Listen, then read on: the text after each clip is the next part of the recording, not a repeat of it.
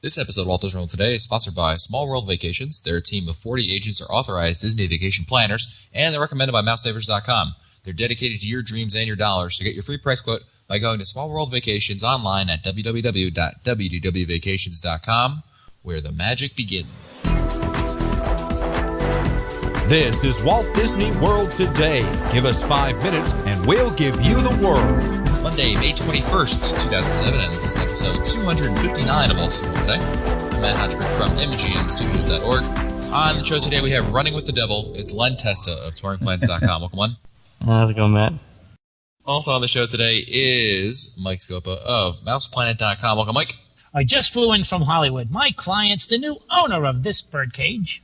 In the tiki room. Yesy. And also on the show today is Mike Newell of Mouse World Radio. How are you, Mike? I'm going to give you a very simple, fine, Matt. How are you? That's good. I'm very good as well. But, you better watch it, Mike. Otherwise, I'm going to have to give you a 30-day suspension. That's right. Don't say it. I ran a tight ship around here. After Don Imus, it's all downhill. I'm not saying a word. I don't want to get kicked off the air. It's been done before. On today's show, we're talking about Extra Magic Hour evenings and how not only going to Extra Magic Hour evenings, but how we adjust our day perhaps before the Extra Magic Hour evenings begin, as well as what we do the next day. Someone's been at the sherry. Go ahead. So, Mike, why don't you start us off here with what we're looking at when we're talking about Extra Magic Hour evenings and planning our day accordingly?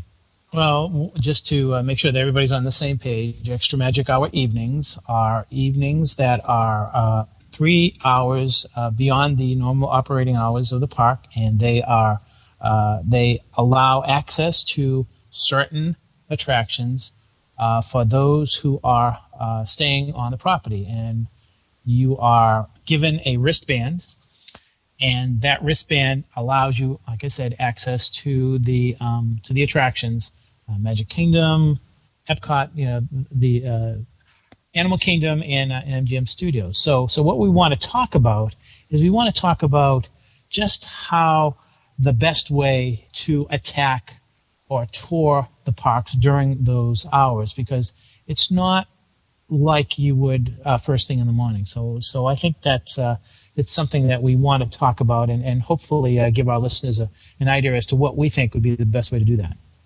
Now, correct me if I'm wrong, but it's going to have to vary from park to park. It's hard to make generalizations for all 4 parks when it comes to Extra Magic Hour evenings, right? Well, I think the generalization is that it gets dark.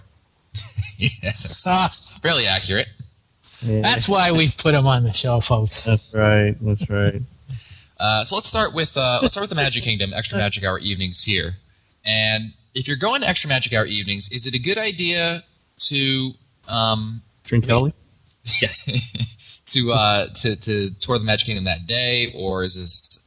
Generally, and even perhaps generally, should you be going to the park that you're going to Extra Magic Hour evenings in the daytime, or should it be something that you go to some other park and park hop and then come over and take advantage of the Extra Magic Hours? That's a matter of choice, but I would guess that you would be at some other park during the day and then venture over to the Extra Magic Hour evening park sometime in the late afternoon or early evening. Just so that you come, you've been at another park all day, so when you come into that particular park, it's like, okay, I'm here. You've got a little bit energy. You're a little energized because it's the first time you've been in that park that day. So I think that would be a little bit more of a strategy, right? Well, what I do is it depends on the time of the year. If I'm going during an off-peak time of the year, I'll probably do exactly what you did, Mike. Go to another park and then hop over. Or rather, let me reverse that. If it's an off-season time of the year, I'll actually spend Extra Magic Hour evenings in a park that I would have been during the daytime because of the lower hours, so you want to work more in. Whereas if it's a busier time of the year, I'll go to another park during the daytime and then hop over to just augment my day by being able to take advantage of those Extra Magic Hour evenings. Yeah, I think that's a great strategy, actually. So, I like it as a way to get rid of maybe a couple of headliner attractions. It's either a chance to revisit your favorites, to experience attractions that are better at night, or to get rid of or to cross off your list a couple of attractions, headliners, that make your touring the next day or on a subsequent day that much easier to do. Absolutely. What do you tend to do, Len, when you go? Typically, do you usually get headliners out of the way, or are you rewriting favorites? Well, they're both actually, because I like the headliners. Generally, what I'm doing is, if I'm in the Magic Kingdom, I'm concentrating just on Frontierland and getting Splash Mountain and Big Thunder Mountain done. That gives me more time for things like Tom Sawyer Island and eating, which, let's face it, isn't a bad idea. I'm also maybe doing Haunted Mansion because there's rarely a wait for Haunted Mansion. Maybe I'm hopping over to Space Mountain, but Space Mountain stays consistently busy, the entire time. And Fast Pass is difficult to use because you're so far out, in the 3 hours. Yeah. Right. Now, when you go to Extra Magic Hour evenings, the problem with it is that they're far more popular than Extra Magic Hour mornings because, as we've mentioned on this podcast before, it's much easier to stay up late than wake up early, especially 7 a.m. early. Not if You're sober by late afternoon anyway, most people. And other people, we're just getting started. Exactly. So if you're going, because of that phenomena, you have to really, you're going to find, rather, that the attractions, the headliner attractions at the beginning of Extra Magic Hours are going to be fairly busy because you've got carryover from the daytime, right, Len? Right, that's exactly right. Now, they do, most of the time, Disney's will reset the Fast Pass clock. So you'll be able to use Fast Pass in the Magic Kingdom pretty much everywhere that you normally would. It's a little different in Epcot. I was going to say, when I was thinking about this, Len, I was thinking about specifically Soarin', because when Extra Magic Hours begin, it's not like the line goes back to zero in terms of wait. Nope. And in that case, in the case of Soarin', that's one of the attractions that I'll have to wait out. And to really take advantage of it, I got to go to it almost at the end of the night. Almost when Extra Magic Hours are about to end, maybe that last hour. That's the time I try to hit Soarin' because you're just competing with too many people as soon as they begin. Yeah, so that's exactly right. I would definitely do the weighted out strategy. I think that works well at Soarin'. It works well at Space Mountain. I think at Splash Mountain and Big Thunder Mountain, crowds are lower. Crowds are generally lower than at Space Mountain, for example, at the comparable part of the evening. So I wouldn't worry about that just quite as much. It helps that there are two headline attractions right there. What do you guys do for snacks though during evening Extra Magic Hour on the Magic Kingdom? Ooh, that's a good question because I'm not into ice cream, that late. I'm looking for it's probably a counter serve or something because the lines there are non-existent, especially in Magic Kingdom for counter service. That's typically when I like to go to places like Columbia House for something like that. Mm-hmm. I don't generally have. I know at Epcot it's always those almonds that they have right by. Right, the almonds are good. Yeah. Yeah, that's my favorite thing. What about the rest of you guys? When I'm planning on going to an Extra Magic Hour evening like Magic Kingdom, I agree that the first half of those 3 hours is when it's most crowded. So I tend to do the less popular attractions during the first 90 minutes. And actually, just about an hour or so before Extra Magic Hour begins, if I can get a real late dinner ADR, I'll do that so I won't be hungry later on. And while the first hour, maybe the first 90 minutes is going on, I'm eating dinner. So by the time I'm finished with dinner, all the real popular attractions, the headliner attractions, probably are not as crowded by the time I'm out there. So, and I noticed that last year when I did it, when I did Magic Kingdom late, and I did Magic Kingdom on the last night I was at Disney World for the marathon. I was there with about 12 people, and we did something like 7 attractions in 1 hour. It was just amazing. We actually closed the attraction. Yeah. So, what are some other attractions that you would wait at? We talked about Len. I mentioned Soarin'. Len mentioned Space Mountain. What are some other attractions that you generally tend to wait out more than go to in that first hour? you mean wait till like the last hour? Yeah, try to, because when typically the wait time is too much when the Extra Magic Hours begin, but as you go into Extra Magic Hours and people start getting tired and leaving. Right. The here you go. This will sound funny, but the very last attraction that a bunch of us did at the marathon trip was Peter Pan's Flight. That's the last attraction we did. There was no line. We walked right on. It was like 2 minutes before the park was going to close, and there's about a dozen of us. We went on. That is the very last attraction. And we know that one's always packed. Yeah. So that's kind of funny. That's interesting. Yeah. You said that Fantasyland, pretty much anything in Fantasyland is a decent candidate to wait out, with the possible exception of the PhilharMagic and the Carousel. And probably It's a Small World, which is not going to have huge waits. Yeah, absolutely. Yeah, those are fun. What about like the Animal Kingdom? What do you wait out there?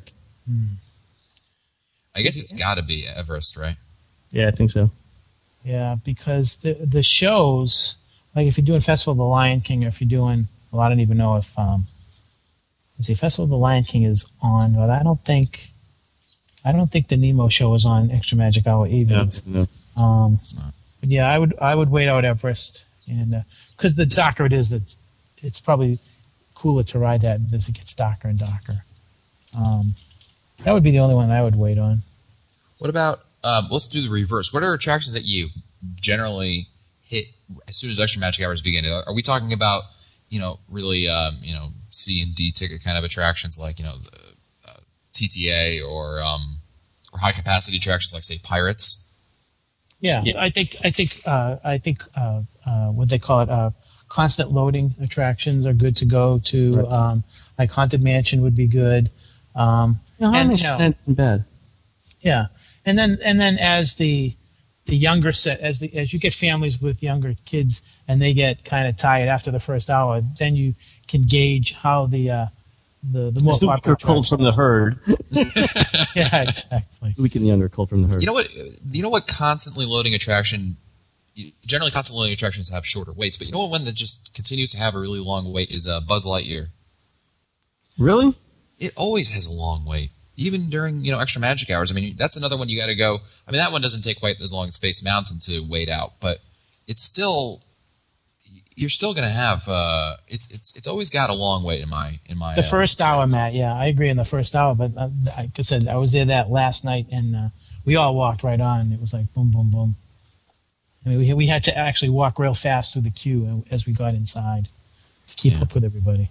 Of course, it was January too. Now, one thing we haven't covered yet, and when you go to Extra Magic Hour evenings, how do you, if you're going to say Epcot Extra Magic Hour evenings, what are you doing on the next day as a result of going to Extra Magic Hour evenings the previous night at Epcot?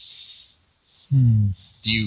You're not generally. Are you someone who goes to Extra Magic Hour evenings and then goes to that same park in the morning? No.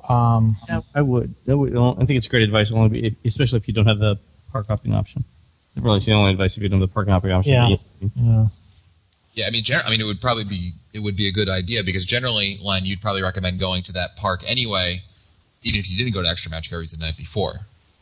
Right. Depends upon how. Well, wait a minute now. Depends upon how late you're up. If you're up till if you're at Epcot and it's a 3-hour. Yeah, you're up till midnight, and you're not going to be up at 7 o'clock in the morning to be at the door at 8. I think the best. Definitely after an extra Magic Hour evening, you definitely want to take it easy that day. That's where a good afternoon plane comes in handy. Best park would be MGM because nothing really gets going until about 10 o'clock in MGM. So that would be the park that I would probably focus on if I was staying out real late at an Extra Magic Hour evening. That's not a bad idea. Yeah. Or while it's still around. It's really, there's nothing in this too. Or while it's still around, do Disney Quest the next day. I didn't hear that. Yeah, okay.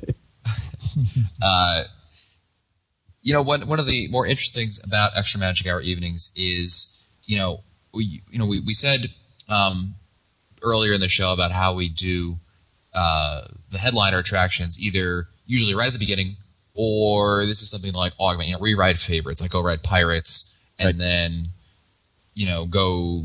I don't know, maybe go to a favorite attraction that you just enjoy doing over and over again, maybe the Jungle Cruise or something like that.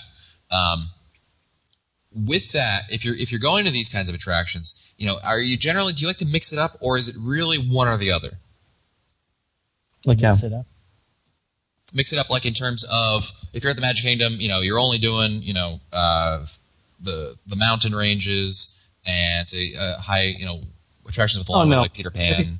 We're pretty opportunistic when we tour, in that if we're walking someplace and we see that something doesn't have a long wait, I'll definitely duck my head in and do it. I mean, if it's it's Monsters, Laugh Floor. To TTA. I'll go on it. So here's a question. Mm-hmm. So during Extra Magic Hour evenings, what is too long of a wait? 10 minutes. 10 minutes. 15. Yeah, it's what sometimes I have. Yeah, exactly. I would say I would put it at about 20, 25. Really? Yeah. Wow. I'd come back the next morning for that. 20, 25 minutes, I can handle that. That's not a bad way. Plus, generally, sometimes the waits aren't as bad as they state them outside. Of course, it could be the opposite, but generally, I found it that way, and I can handle that. Depending on the time you go, again, I generally go into an off season, so wait times aren't a huge deal, and it also depends on what I'm interested in doing. Sometimes, especially if the Extra Magic Hour evenings go until 2, 3 a.m., I'm not really interested in spending the entire night. Up until 2 or 3 a.m. I just want to, probably take in, a handful of attractions and maybe get something to eat. But, Exactly. I agree with Len. The 10 minutes is too much. I've been spoiled by E-Ride. If you're following a touring plan during the other part of the day, you're not waiting 10 minutes for anything. Yeah. I remember E-Ride nights, and E-Ride nights were great. You could just stay on Splash Mountain all night long. You could just... there was only 5,000 people in the park, so in those days it was like a 5-minute wait was too much. You just walked on everything. So when you get into the double digits, 10 to 15 minutes, it's like, well, what kind of a perk is Extra Magic Hour evenings if I have to wait 15 minutes? Because I can wait 15 minutes or more during the day. That's a good point. Well, that's it for us today. Again, this show's been sponsored by Small World Vacations. Their team of 40 agents are authorized Disney vacation planners, and they're recommended by MouseSavers.com. They're dedicated to your dreams and your dollars, so you can get your free price quote by going to Small World Vacations online at www.wdwvacations.com, where the magic begins. That's it for us today. If you want to find older episodes, read our show notes, or send us your comments, you can visit the Walt Disney World Today website at www.wdwtoday.com. You can also email us at questions@wdwtoday.com. For Len Testo, Mike Scopa, and Mike Newell, I'm Matt Hochberg. We'll see you on the next show. Cello.